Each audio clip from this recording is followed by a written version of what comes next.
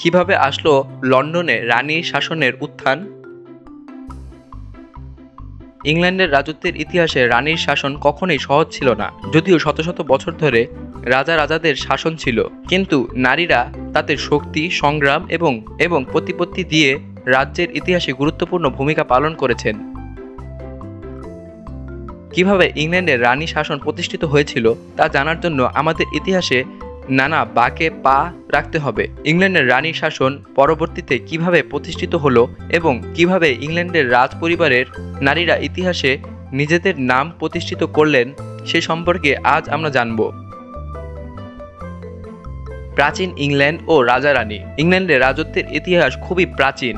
প্রাথমিকভাবে রাজত্বের উত্তরাধিকার পুরুষদের মাধ্যমে চলে আসছিল। অ্যাংলো স্যাক্সনদের যুগে রাজত্বের ক্ষমতা মূলত পুরুষদের হাতে ছিল, তবে কিছু মহিলা রানীও ছিলেন যারা তার স্বামীদের অথবা পিতাদের শাসনকালীন সময়ে তাদের ক্ষমতা ব্যবহার করেছিলেন। তবে রাজ্যের শাসনে মহিলাদের ভূমিকা ছিল খুবই সীমিত, কিন্তু সবসময় এমনভাবে চলছিল না।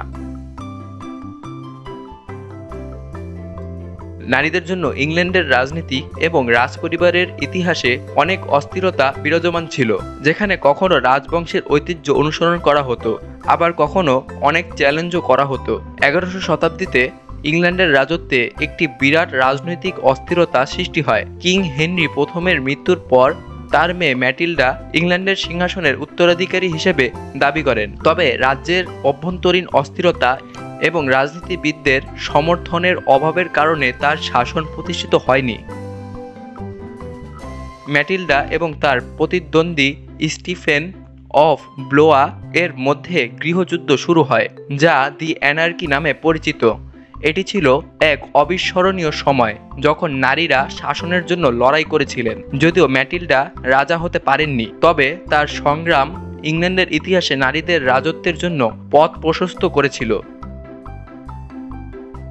16শো শতাব্দীতে ইংল্যান্ডের ইতিহাসে এক বিশেষ মোড় আসে। কিং হেনরি অষ্টম, যিনি নিজের শখের কারণে ক্যাথলিক ধর্ম থেকে বিচ্ছিন্ন হয়ে ইংল্যান্ডে প্রোটেস্ট্যান্ট ধর্ম প্রতিষ্ঠা করেছিলেন, তিনি একাধিক বিবাহ করেছিলেন কারণ তার একটি পুরুষ সন্তানের চাহিদা ছিল। কিন্তু তাকে সন্তুষ্টি দেওয়ার জন্য একজন পুরুষ উত্তরাধিকারী পাওয়া যায়নি। তার মেয়ে এলিজাবেথ প্রথম 1558 সালে সিংহাসনে আরোহণ করেন এবং তিনি রাজ্য শাসনে অপ্রতিস্বীকারযোগ্য ও ক্ষমতার পরিচয় দেন। তার শাসনকালে ইংল্যান্ড বিশ্বব্যাপী শক্তিশালী একটি দেশ হিসেবে প্রতিষ্ঠিত হয়। এলিজাবেথের শাসনকাল ছিল এক অনন্য সময়, যেখানে এক রানী রাজ্য পরিচালনা করছিলেন এবং তিনি ইংল্যান্ডকে রাজনৈতিক, সাংস্কৃতিক এবং সামরিকভাবে শক্তিশালী করে তুলেছিলেন। 1688 সালে ইংল্যান্ডে একটি বিপ্লব ঘটে, যাকে বলা হয় গ্লোরিয়াস রেভলিউশন। রাজা জেমস দ্বিতীয়কে উৎখাত করে তার মেয়ে মারি দ্বিতীয় এবং তার স্বামী উইলিয়াম অফ অরেঞ্জ সিংহাসনে বসেন।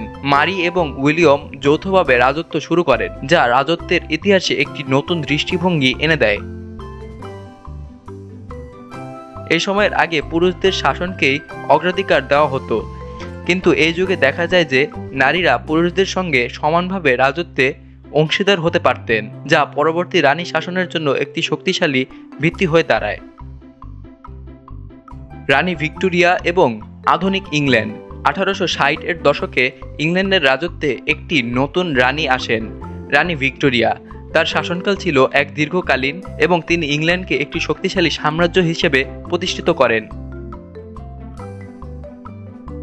তিনি শুধুমাত্র একটি রানী ছিলেন না, বরং একটি বিশ্বব্যাপী সম্রাজ্ঞীও ছিলেন।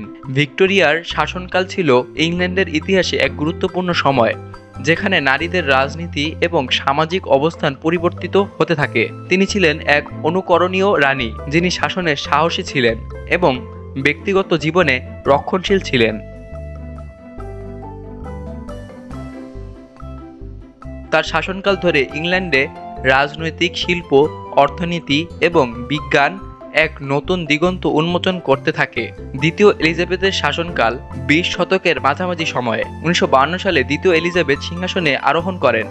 তিনি ছিলেন ইংল্যান্ডের ইতিহাসের সবচেয়ে দীর্ঘকালীন শাসক এবং তার শাসনকাল ইংল্যান্ডের রাজনৈতিক এবং সামাজিক পরিবর্তনের এক যুগ হিসেবে পরিচিত।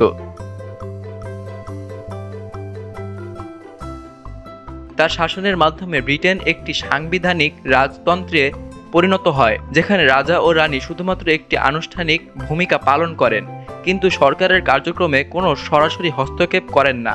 তার শাসনকাল ছিল অনেক চ্যালেঞ্জে ভরা, তবে তিনি সেগুলো খুবই দক্ষতার সঙ্গে মোকাবেলা করেছিলেন। তার শাসনকালেই ইংল্যান্ডের রাজতন্ত্র একটি নতুন যুগে প্রবেশ করে, যেখানে রানী ছিলেন দেশের ঐতিহ্য এবং সাংবিধানিক শক্তির প্রতীক।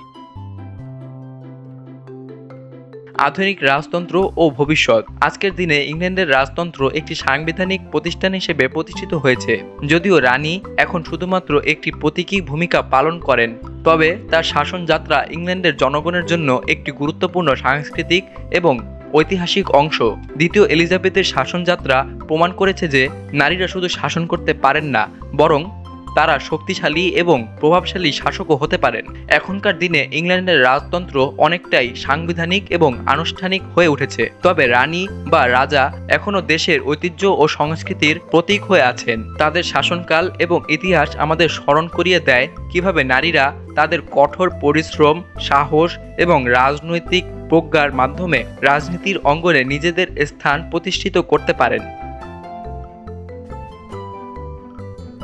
ইংল্যান্ডের রানী শাসনের উত্থান ছিল একটি দীর্ঘ, কঠিন এবং অবিচ্ছিন্ন সংগ্রামের ফল। নারীদের রাজনৈতিক ক্ষমতা এবং শাসনকে গ্রহণ করতে ইংল্যান্ডকে অনেক সময় এবং ইতিহাসের মধ্যে দিয়ে যেতে হয়েছিল, তবে আধুনিক ইংল্যান্ডে রানী শাসনের ধারণা একটি প্রতিষ্ঠিত এবং শ্রদ্ধাশীল ভূমিকা ধারণ করে। ইতিহাস থেকে শিক্ষা নিয়ে নারীদের নেতৃত্বের ক্ষমতা এবং শাসনের গুরুত্বকে অস্বীকার করা যায় না। ইংল্যান্ডের রাজপরিবারের মহিলারা প্রমাণ করেছেন শাসন শুধু পুরুষদের জন্য নয়, নারীরাও সমানভাবে নেতৃত্ব দিতে সক্ষম।